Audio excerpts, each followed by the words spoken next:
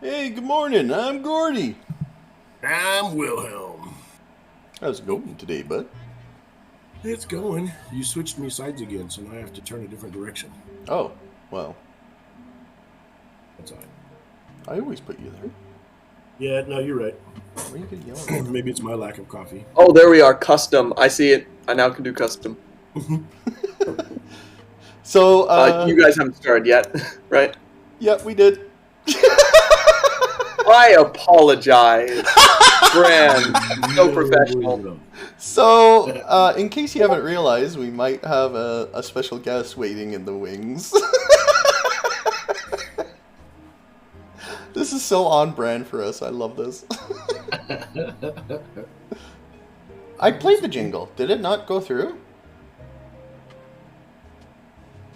He said, "Excuse me, excuse me, sir." Okay. So I tried something different with the layers, and clearly it didn't work. So here, I will play the jingle right now. Okay. Gordie You big moose. and The Willhelm grumpy gnome. in the morning. There. See? Okay. Jingles play. I'm sorry. I tried something new. As you can see, we've been doing some work to the overlay, and Well, Dr. Mom said it did play, so oh. Well, I believe Dr. Mom oversay. Sorry. So anyway. well. Good morning, everybody. Welcome to another Saturday morning, another episode of Gordie and Willhelm in the morning. We do have a hopefully what will be an awesome and quite informative episode, being able to catch folks up on what the Moose Water Brigade has been going through. We'll have a chat with the gentleman who constantly tries to kill us. Yeah, so. I think we got to give a special shout out this morning to someone who did something pretty awesome for us, eh? Yeah, so the first shout out goes to say Navi for making it happen. And then the second shout out goes to, and I hope I don't mispronounce this, I apologize if I do, Lodius. They are the creative mind behind the animations on the Gordie and Willhelm chibis, as well as the animation on the new logo that you see there in the top center of the screen. Oh, and I guess a shout out to that logo. We've been through a couple different brandings and logos, I suppose. But the original logo with the gear and stuff, that was actually created by Kalari Quinn. Goes by a couple different names, but I call her my sister. So shout out to Tanya for that. What do I call her? Art Sis? If Dr. Mom and Art Sis, maybe? I don't know. I'll workshop that. But Yes, they look phenomenal. We were playing with the overlays last night, and I messaged you before our Tomb of Annihilation game. I'm like, hey, man, check out, come on, look. that's always a good thing when you get excited about it. So. Absolutely. So, I guess the first thing we can say is, hey, our characters didn't die! Yeah. Technically, one of them did. Well, I mean, he had a ripcord sitting in his vest, so he's fine. Well, yeah, sure. I mean, I think the idea of not making it out alive was quite real at certain points. mm-hmm. But I think there was some definite teamwork, especially from the healers. Oh yeah. So Yeah, 100%.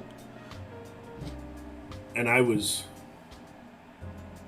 definitely on my way, or at least on my way to something that Gordie is absolutely terrified of. So, I mean, I think I've said this before. Ty thinks it's dope as shit, but Gordie is like, no.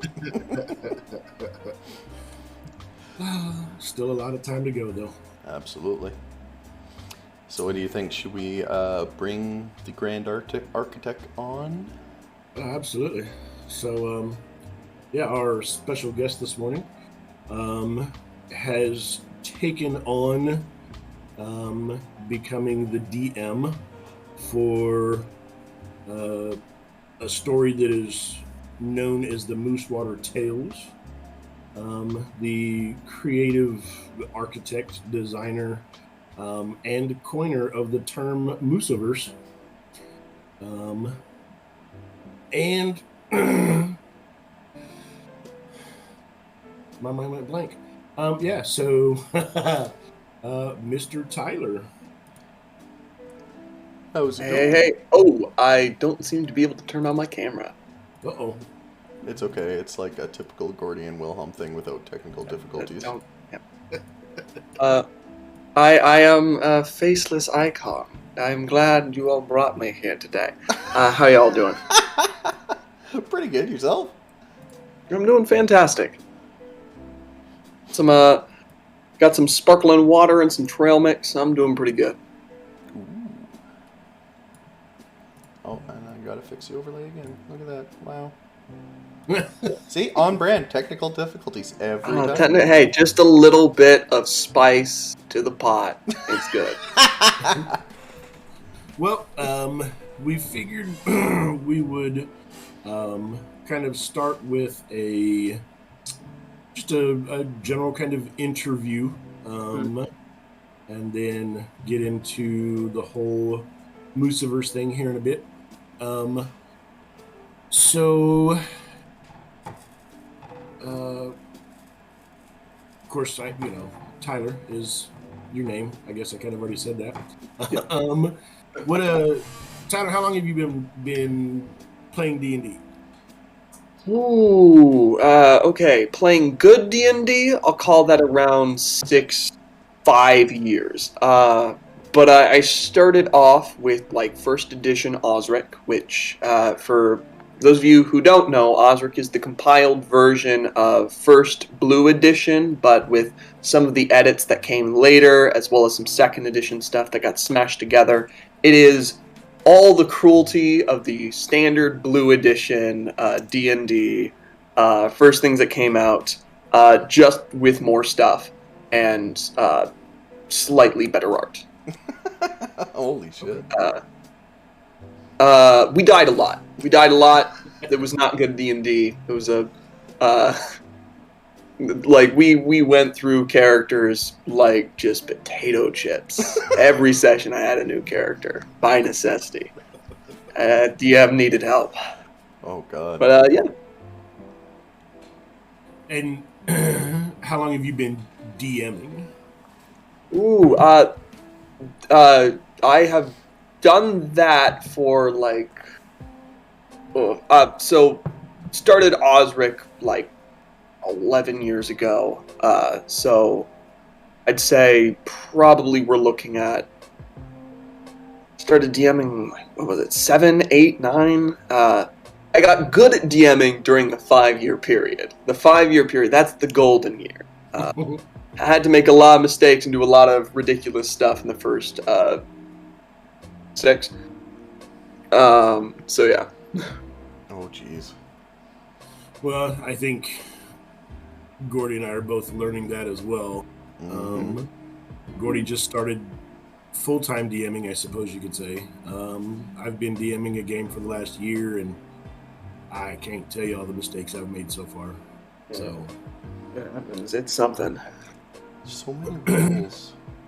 well, so the other thing, and I know that a lot of us have talked about this, one of the things in our minds anyway, there's the element of knowing the game, knowing the mechanics, knowing the rules, which helps you to be a good DM.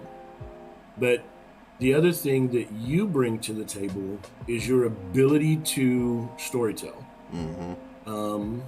And I know that that's rooted in its own place. So you're a writer, correct? I've gone through a few different genres. I got a few different things published. I spent too much time in a cramped classroom learning about all sorts of very pretentious things, and then the stuff that's actually useful. So yeah, it's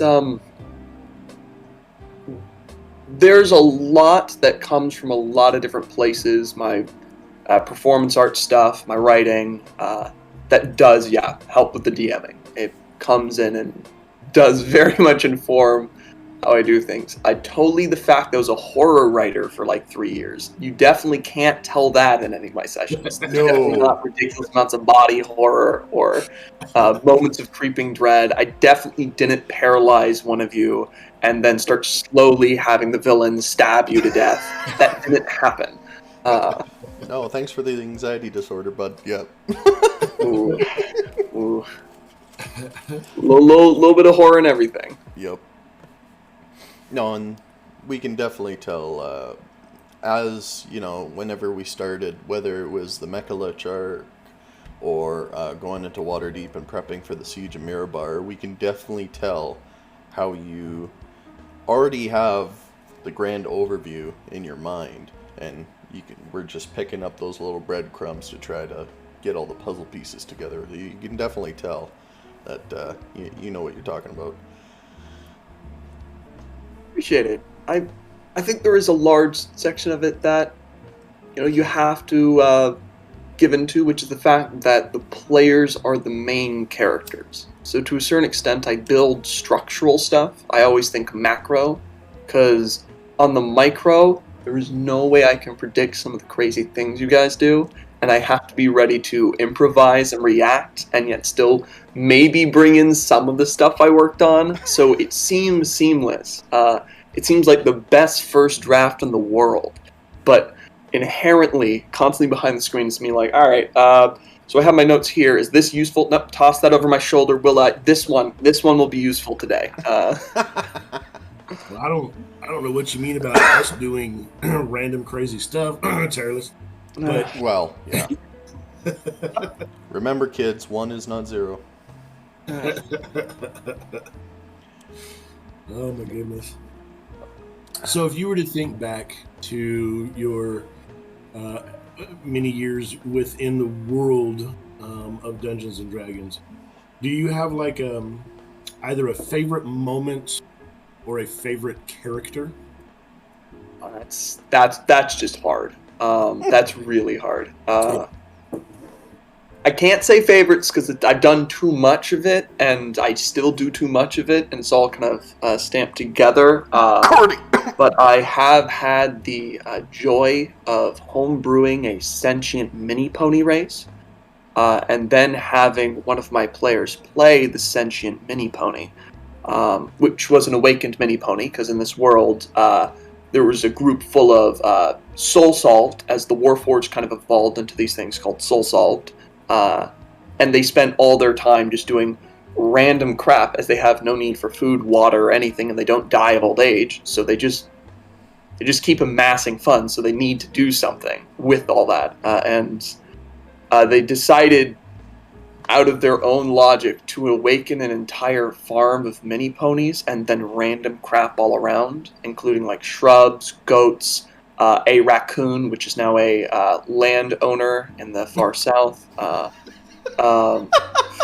all sorts of things. And I got the pleasure of seeing one of probably the best actors I know play an old mini pony named Charles Pepperbreath, and that was it's that moment where you put a little bit of your craziness out into the world, then a player takes it and runs with it and turns it into something just absolutely beautiful, which is the hope of every DM. So that and about 1,000 other moments, both in these games, out of these games, years ago, and like last week, so it's really hard for me to decide on definite moments because there's so many good moments happening just every time the dice are rolled, the screen comes up. I have no clue what's going to happen.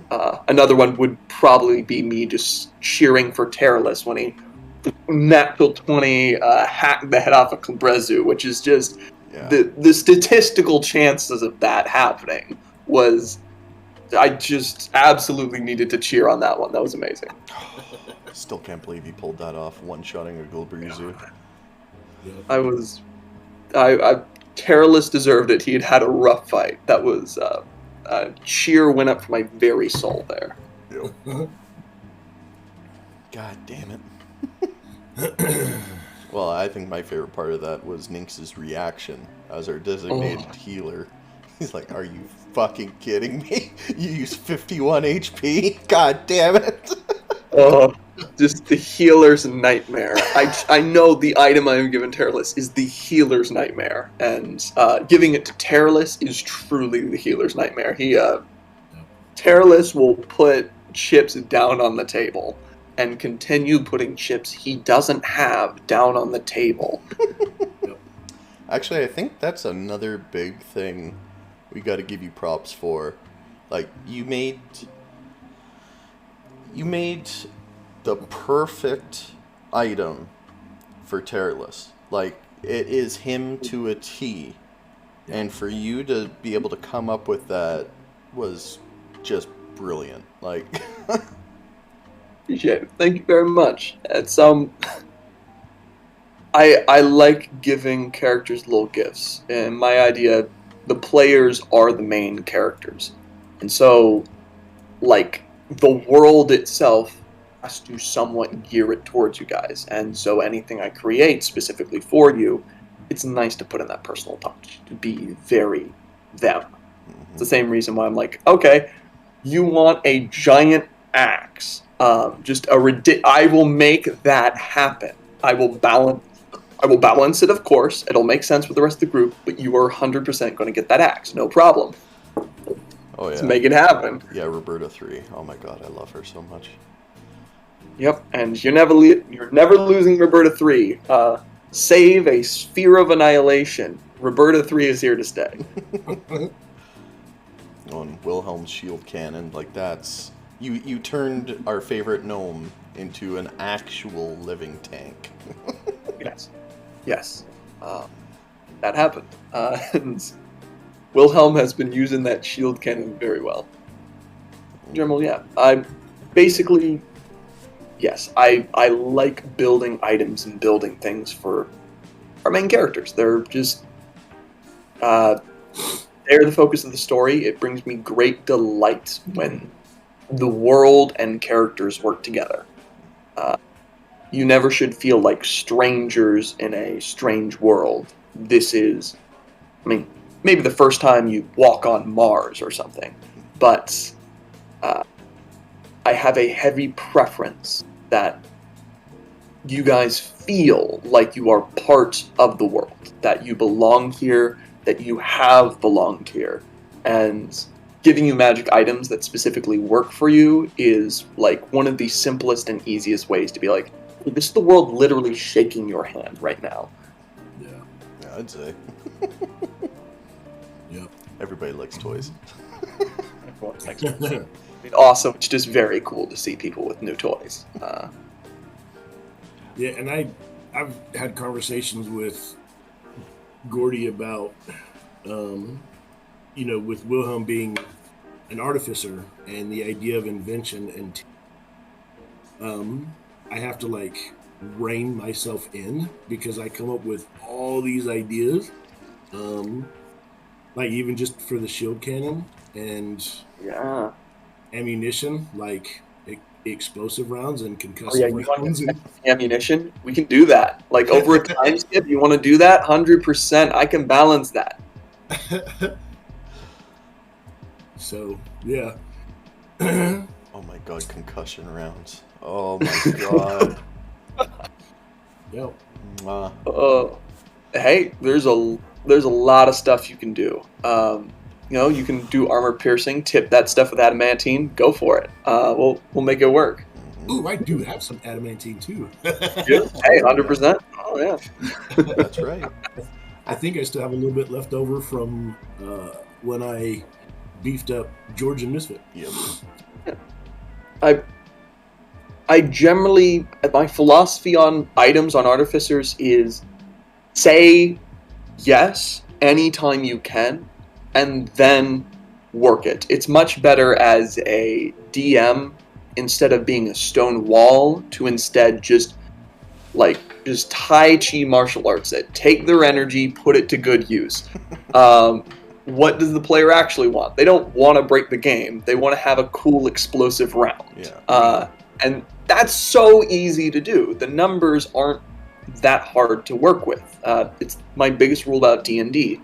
The numbers are inherently a lot.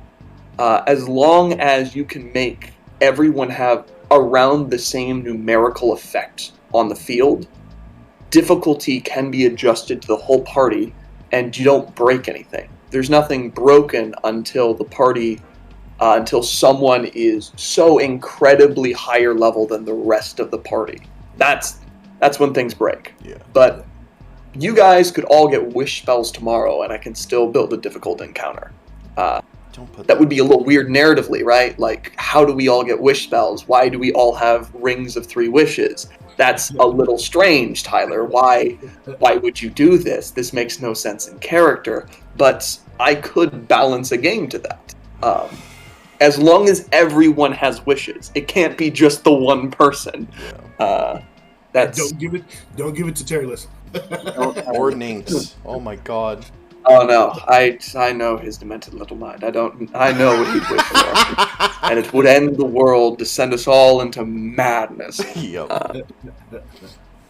So I guess a big question I know a lot of people were asking is, could you talk about the Mechalich arc and what kind of inspired that and some of the ideas you had for that arc? Because it was chilling, awesome, and you felt the scale.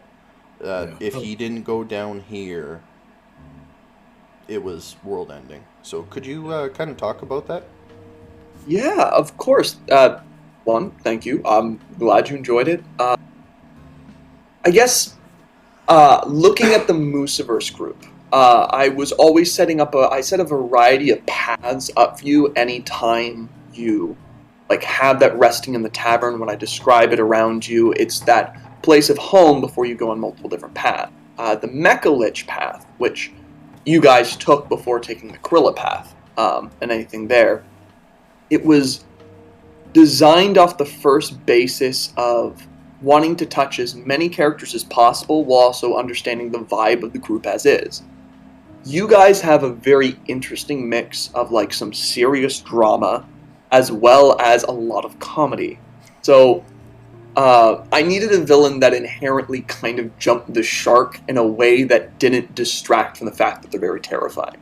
And having an immortal being focused on artifice, with Willhelm, who is an artificer currently grappling and wrestling with morality and what that should mean, and showing you the worst thing an artificer could become. This mad being tinkering on things just seems like the perfect starting place.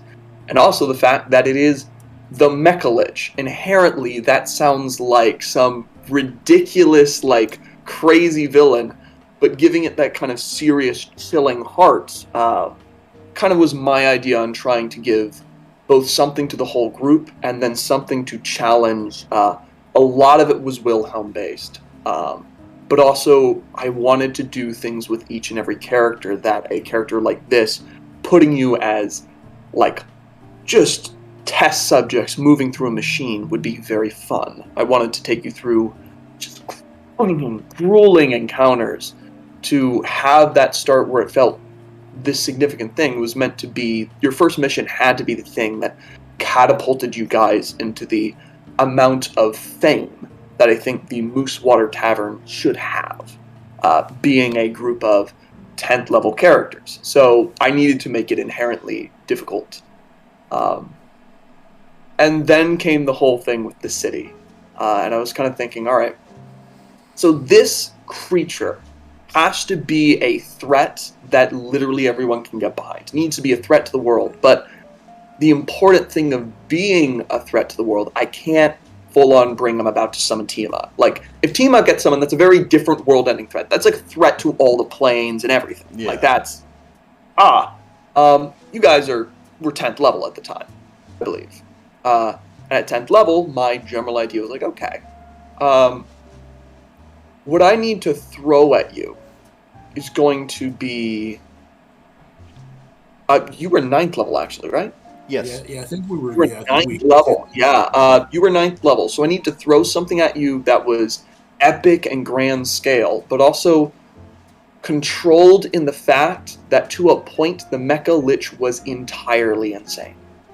There were other paths to stop it, but if you guys failed here, the threats and ramifications of his very existence, of what he had created, of what he would try to do, would mean the end of millions of lives, even if they manage to stop him, because he's created weaponry that is far more advanced than anything someone should have right now. He had a whole underground city of tar that was his phylactery that he was going to try and expand, which, that's bad. That's an existential threat, because that consumes souls. Like, the cool thing in D&D is that most of you have some idea that you continue on after this life. A Lich says you do not pass go. In 24 hours, you will die the most painful death there is imaginable. Yep. And you will cease to be. Your identity will be gone. And I was like, yeah, that seems like a pretty good threat that the Moose Water group would be like, okay, so we need to end this. This needs to stop. Yeah. And I could do that without inherently using the many tools that Krilla had of being, I mean, a true and terrible trauma in the lives of very specific members of this group.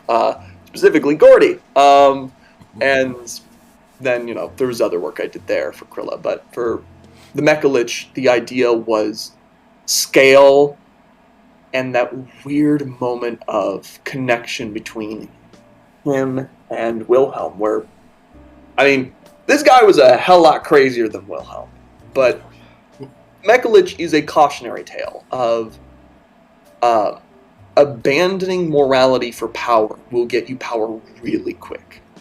You will learn incredible things and achieve great things. Great and terrible things. But at what cost? Yeah, exactly. Willhelm is still struggling with that. So. Yeah, it's... I was going to say, did you the learn opening anything? salvo, not my finishing salvo. Because for Willhelm, there's a reason in this world I did the absolutely crazy and canon-breaking thing of putting Nethril and Hyrule in the same world. At the same time, there is more story for Willhelm yet, and a lot more challenges they're going to need to go through. And that blade, their relationship with that blade, is incredibly important. This is why I said giving Tyler rain and access to Netheril is a bad idea.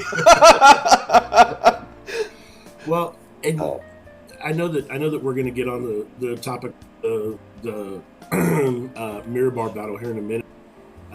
But since we're talking about the Mecha Lich and the town Stillwater, eventually we need to go. Well, we either need to go or send. Because I know one of the things we talked about was sending people down there to try and help rebuild the town.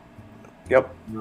And try and get it going, and then take and set up a, I guess, essentially franchise the Moose Water Tavern. Yeah. Which is smart. Like, at this moment, you guys have been put amongst, like, the big boy adventuring groups in the world. It's probably smart to get a second location so more people can reach you. You have the demand. And I think the other thing we need to do is we need to go find Dash so I can get my airship fit. Just saying, but moving on. Yeah, 100%. I mean, it depends on your choices, but you're probably going to have enough funds to finish that airship after, like, collecting the stuff recently. That airship's going to be built. That's now a thing you have. Travel by airship now. Moose Water Airlines TM. Oh, yeah. Get ready.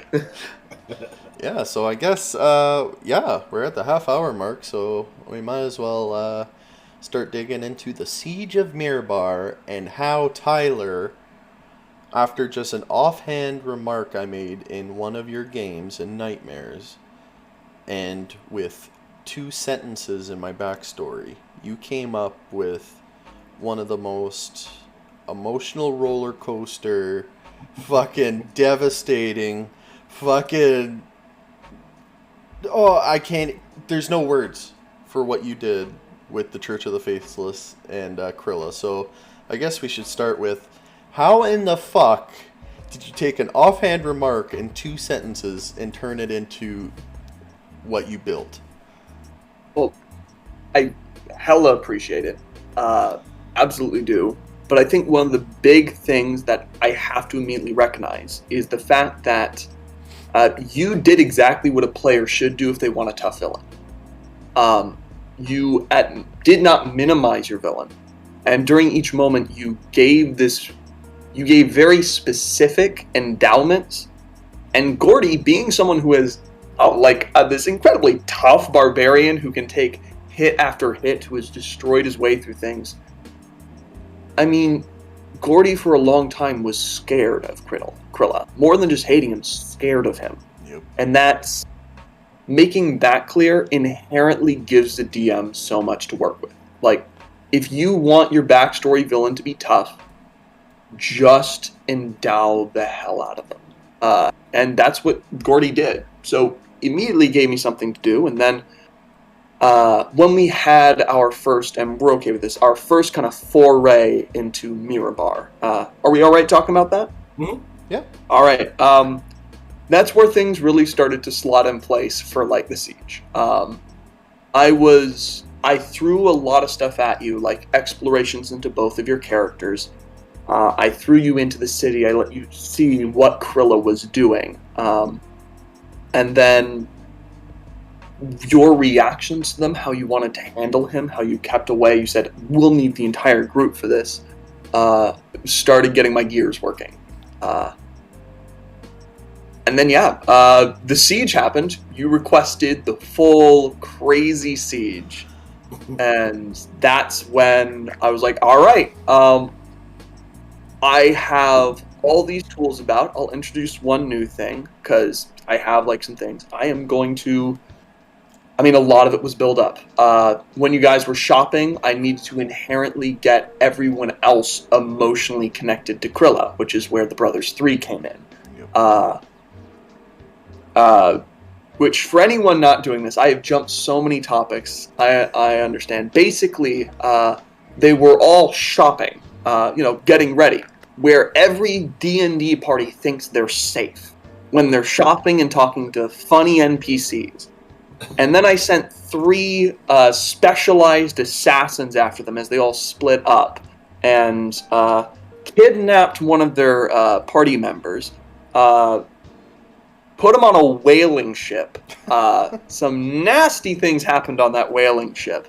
And everyone paid a ransom rather than wanting to risk everyone's lives. Also, we were a little short on time. Yeah. Paid a ransom, and also a lot of people were attacked on the street. Willhelm's attacked, was put in some serious danger.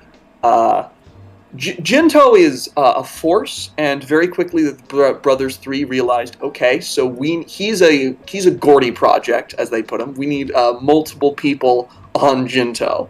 But most everyone else was having a incredibly dangerous experience of getting shot at as they realized, oh, there's a ridiculous bounty on our head. Mm-hmm. Oh, this guy will try and kill us all before we even get there. Which was how I started the emotional stuff, and then... Yeah, I mean, the frickin' bounties you put on our head, that is...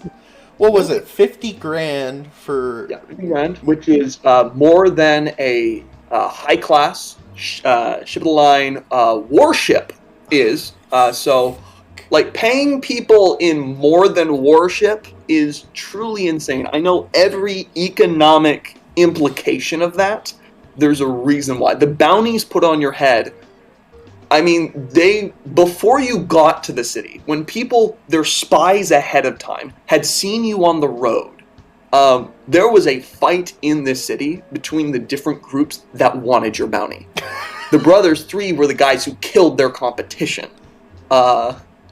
That's what happened. That's what that kind of money motivates. And it was all in lead up to what was probably my greatest mathematical challenge as a DM I've had so far, and it was very fun to do.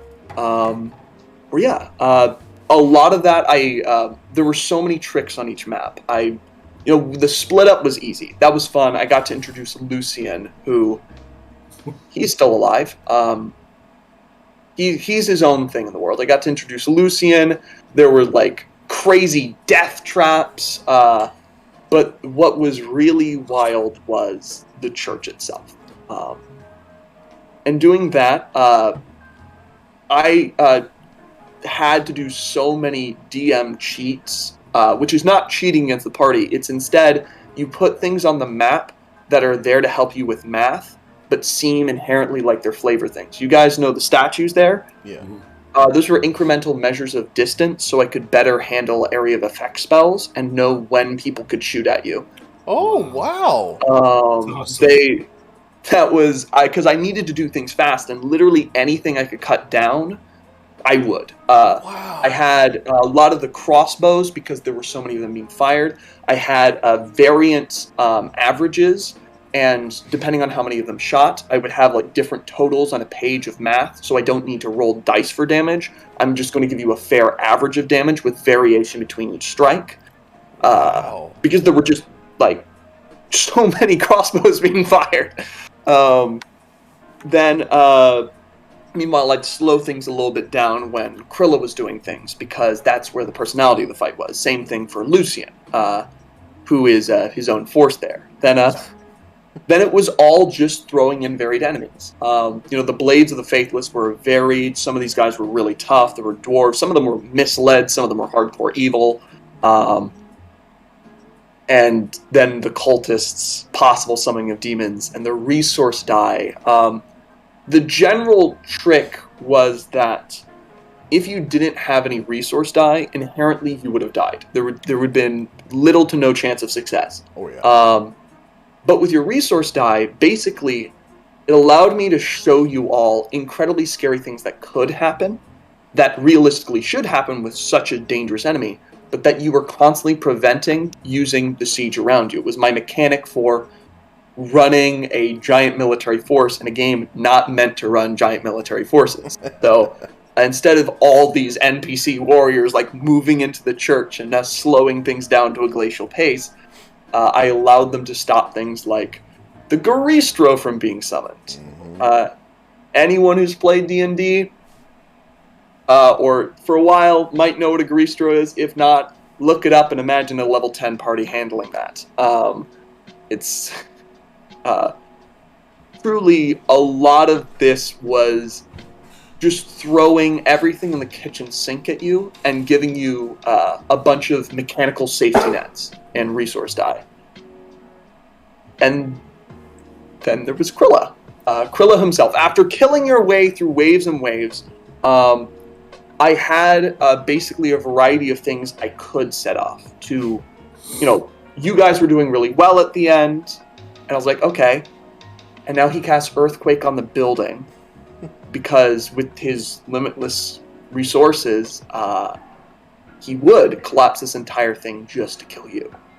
And brings it down, has teleported away. The Archmage who activated that Earthquake died in the rubble, but, Archmages, they got clone spells. They're not worried about dying. Yeah.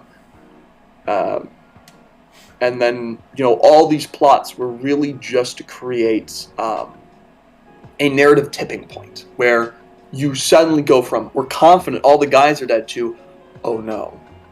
And have this terrifying moment where Krilla actually has this conversation with Gordie that can go back and forth, where he, pulls off the psychic scream, paralyzing most everyone on the map. And we get this terrifying moment of considering, what if Krilla just wins? Yeah. Kind of stabbing, using a knife to stab in. Basically, he had so many spells that could have killed you instantly, but, of course, Krilla is a man who likes to get his hands dirty.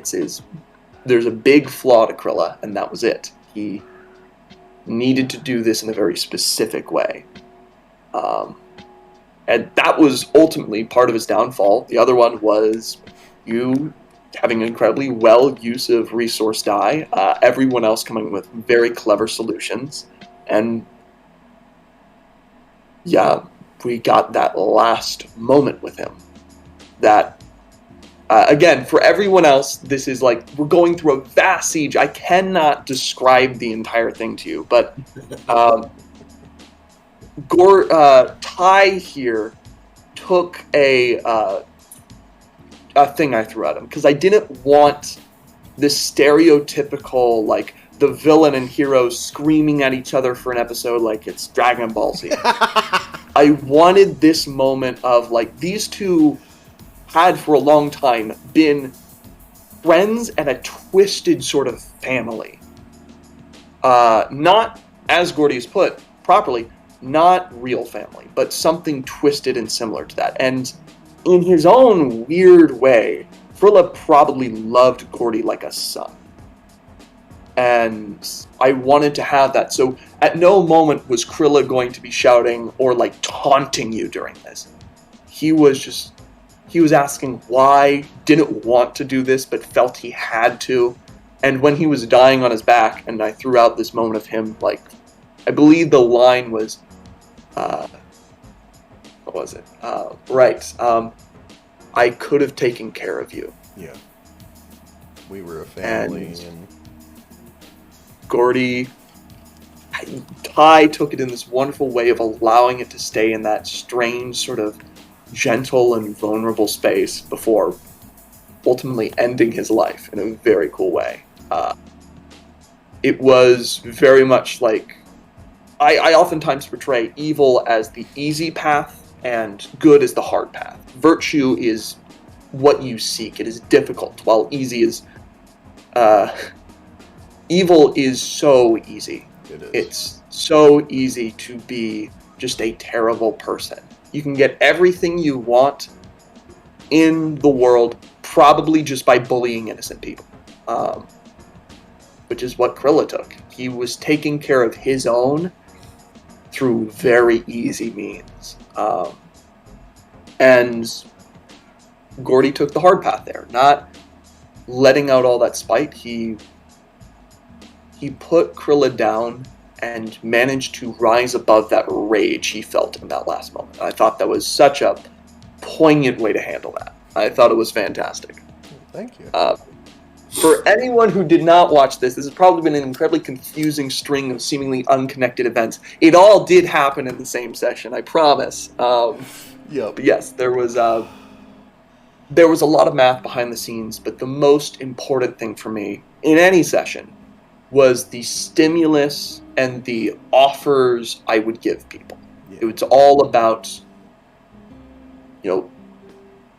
what emotional choices you have, what you can choose to do. For instance, using the Wraith Blade, using this gnarled blade was always an option during the session. But the blade, anytime it offers something, it is the easy path. And so you got, like, this extra resource die. The longer you left it in, the more you would have gotten, and the worse the consequences. You left it in for a good while, got a resource die, which was very useful. Yep. But it's telling a very different, interesting story with Willhelm, where Willhelm is almost in a constant battle between multiple different instincts, and it's very interesting to see this character who their cardinal sin probably is their love for their friend versus their trust for their friends. It's so interesting seeing a character who needs to take care of their friends and feels like in these desperate circumstances, there's no other way. And that's honestly such a great and more realistic way to kind of divulge into these darker moments. That's how villains are made. I mean, that's probably how Krilla was made. He was not born with like a little dagger in hand saying, I'm into banditry. He probably had a similar to Gordie path where things got incredibly harsh for him. He saw how harsh the world was and he made the decision, I am going to be the meanest bastard here. He took care of his own. His own were well taken care of, but for what it's worth, I will say, like when we were at that point when Gordie was stunned, of course I went unconscious and broke into my subconscious where certain things live. But I kind of saw that potential for Gordie to not get up. Mm-hmm. And like I said, for what it's worth, I actually had the decision in my head at that time that if Gordie did go down, I was going to give up all my morality. Yeah. Like I already had that decision in my head. So I saw that razor's edge. It was incredibly interesting. Like as a DM, purely from like story standpoint, I'm glad we only got to tease it this time of it was a possibility, because maybe in the future that happens. There's so much stuff that can happen. As the Willhelm thing, I love it as the slow burn it is. This slow creeping corruption. Mm-hmm. But we got that threat of, in this moment, Willhelm might just be gone. Yep. And whatever is in place is something a lot darker. It's a lot darker.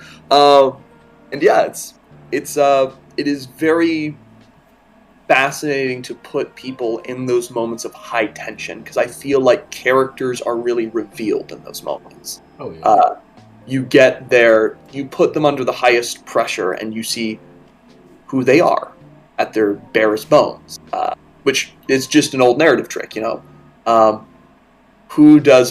Seeing those characters in high pressure situations is incredibly revealing, and you get some of the coolest stuff there.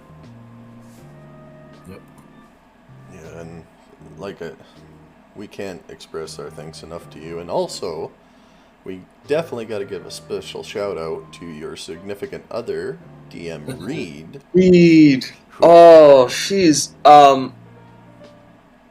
when you asked, because for context for everyone, Gordie asked to have 2 DMs run this. And like at the beginning there was going to be 2 separate missions where the party split and there'd be something a little more standard run with different things. I gave Reed a prompt. I gave her stuff to work with. But knowing Reed as I do, I also know that her style works best when you just let her do things. So inherently I was like, okay, so here's what I'm thinking. Like, please hint at these things. These are some monsters you can throw in. A Balgura, an Archmage, to kind of hint at the fact that Krilla has some Archmages, stuff like that. And she's like, oh yeah, I'm going to make a character for this Archmage. I'm like, all right, so the Archmages all need to be very aware of their clone spells. Thank you, Reed. Now they do. I thought, like I told them, okay, scouts might report back to the city. And Reed created this wonderful thing, gave such personality to the hostages I suggested they have. Oh, like the Kenku. Oh my god. Yeah, I gave them like just the bare bones idea of like the functionality, the pure mechanics of like the different threats you should have. I always think of encounters as threats, like what are the different issues that we need different people to handle. And I was like, okay, give them hostages, scouts, and Archmage. And that should be the big threats. And you'll have like some bigger minions to soak up some damage. Demons aren't, but these are the real 3 major threats they're going to need to handle. And Reed breathed such life into that. Like, I 100% was amazing. So good.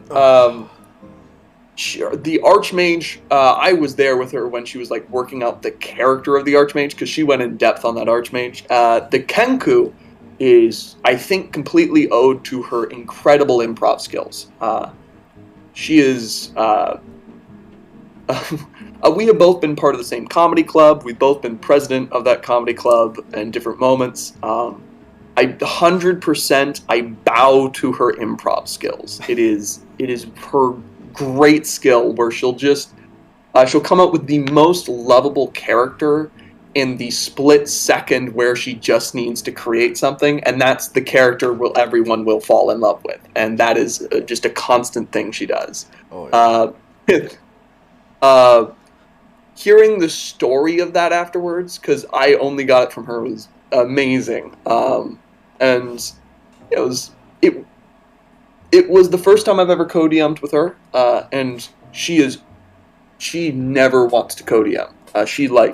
After this, she was much more happy about the concept of co-DMing. Oh. But we've seen several not good examples of co-DMing, and this was like everything it should have been. We set up our boundaries right.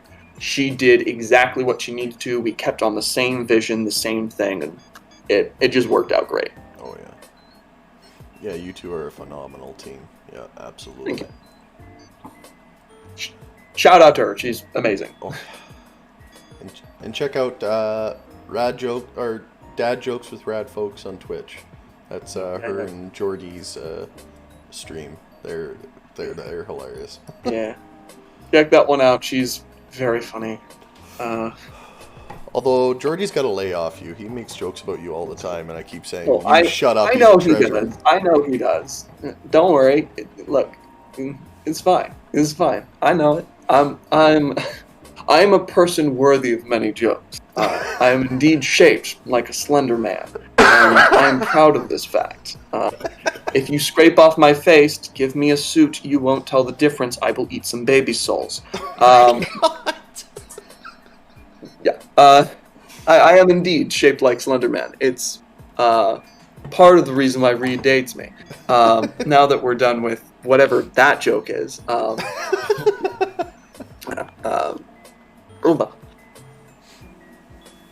Oh, boy. Oh, actually, speaking of jokes, Matt, I think you had one. Yeah, I was going to do it on the way out, but... yes. Sorry. No, you're good. Which, I mean, we're getting close to closing out. So, a couple of quick announcements. So Gordie has got the first section, whatever you want to call it, of the Siege of Mirabar is up on YouTube. Mm-hmm. So be sure to check that out. And then we have also been given permission, hopefully in the coming weeks and for the foreseeable future, the Moose Water Tales sessions will quite possibly be going live on our Twitch, right here on Twitch. So they'll be every other Sunday night, starting not tomorrow night, but the following Sunday. So hopefully we can make all that happen, and you guys will be able to keep up with the Moose Water Brigade, get yourselves into the Mooseverse, and just see and watch and listen and appreciate the genius that Tyler is. Mm-hmm. And speaking of genius and educated and so forth, Tyler, I do have a question for you, sir. If math is considered mathematical and quizzes are quizzical, mm-hmm. What does that make tests? Oh my god. I don't know. What does that make tests? What does that? Oh boy. That's alright, yeah, that's a good one. That's I think the people at home can finish that one. That's good. Okay. So before we head out, we'll just let that one simmer. Let it just age like fine milk over the audience right there. Okay. So we definitely wanted to, shout out if you yourself want to play with the genius that is Tyler. If you join our Discord, links down below. Tyler has some new games he's thinking about running. I know one, probably a firm yes, is the Lancer. So, yes, that is a firm yes. Yeah, so if you want to play a game where you're piloting a Gundam suit in a world plagued by evil corporations and have a fun AI in your suit, definitely check that out. Also, I know you've been fielding questions trying to gauge from the community what other games to run, so please, if you got some time and the time slots work for you, check them out, hit them up on the Discord, and you'll be enjoying your game. Just know I do indeed have a one-shot share saved up where people can play as sentient pieces of toast. So I'm willing to go into just completely wild things or more standard things. In general, yes, I am just going to drop the toast one shot very calmly. In general, I have some open time slots. I'm generally pretty flexible. We can talk about that if you have requests. Absolutely fine. I'm considering something on Monday and Tuesdays, but also I got some other middle afternoon or morning slots open. We can definitely talk about that. In general, I love to play things, and yes, I am crazy, and I apologize. Never apologize. Way to bury the lead. Jesus. Look, it is just a one-shot where you all worship Mother Toaster, and you're just trying to make sure you please Mother Toaster, your patron deity. Oh. Someone stuck the great silver spear into the toaster, and now there's a great rotting carcass on the floor that you must remove so that Mother Toaster is not corrupted by the rot. Oh my God. We have to get a group together and make this happen. Yeah. Fine, okay? There's nothing strange about what I just said. Nothing at all. That is the most beautiful thing I've ever heard.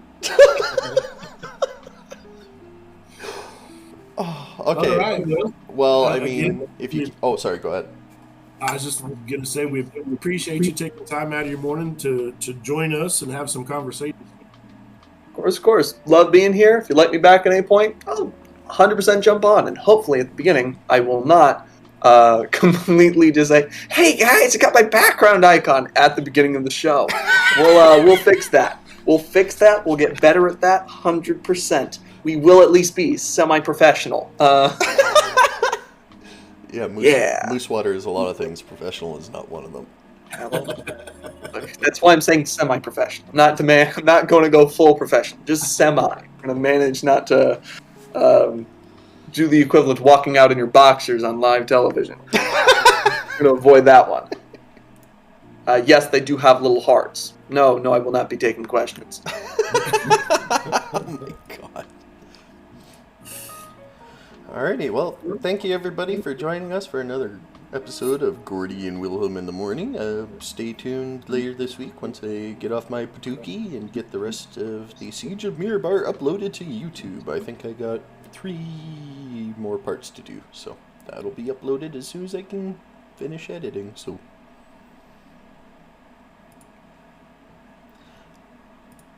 I guess I'll play the jingle.